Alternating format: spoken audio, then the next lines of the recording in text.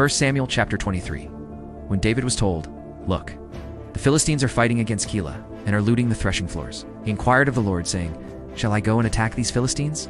The Lord answered him, "Go, attack the Philistines, and save Keilah." But David's men said to him, "Here in Judah, we are afraid. How much more then if we go to Keilah against the Philistine forces?" Once again David inquired of the Lord, and the Lord answered him, "Go down to Keilah, for I am going to give the Philistines into your hand." So David and his men went to Keilah, fought the Philistines, and carried off their livestock. He inflicted heavy losses on the Philistines and saved the people of Keilah. Now Abiathar, son of Ahimelech, had brought the ephod down with him when he fled to David at Keilah. Saul was told that David had gone to Keilah, and he said, "God has handed him over to me, for David has imprisoned himself by entering a town with gates and bars." And Saul called up all his forces for battle to go down to Keilah to besiege David and his men.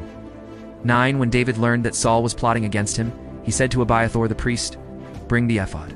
David said, "O Lord God of Israel, your servant has heard definitely that Saul plans to come to Keilah and destroy the town on account of me. Will the citizens of Keilah surrender me to him?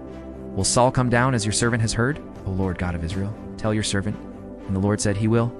Again David asked, "Will the citizens of Keilah surrender me and my men to Saul?" And the Lord said, "They will." So David and his men, about 600 in number, left Keilah and kept moving from place to place. When Saul was told that David had escaped from Keilah, he did not go there. David stayed in the desert strongholds and in the hills of the Desert of Ziph. Day after day Saul searched for him, but God did not give David into his hands. While David was at Horesh in the Desert of Ziph, he learned that Saul had come out to take his life. And Saul's son Jonathan went to David at Horesh and helped him find strength in God. "Don't be afraid," he said. "My father Saul will not lay a hand on you. You will be king over Israel, and I will be second to you. Even my father Saul knows this." The two of them made a covenant before the Lord. Then Jonathan went home, but David remained at Horesh. The Ziphites went up to Saul at Gibeah and said, "Is not David hiding among us in the strongholds at Horesh on the hill of Hakilah, south of Jeshimon? Now, O king, come down whenever it pleases you to do so, and we will be responsible for handing him over to the king." Saul replied, "The Lord bless you for your concern for me. Go and make further preparation. Find out where David usually goes and who has seen him there. They tell me he is very crafty. Find out about all the hiding places he uses and come back to me with definite information. Then I will go with you. If he is in the area, I will track him down among all the clans of Judah." So they set out and went to Ziph ahead of Saul.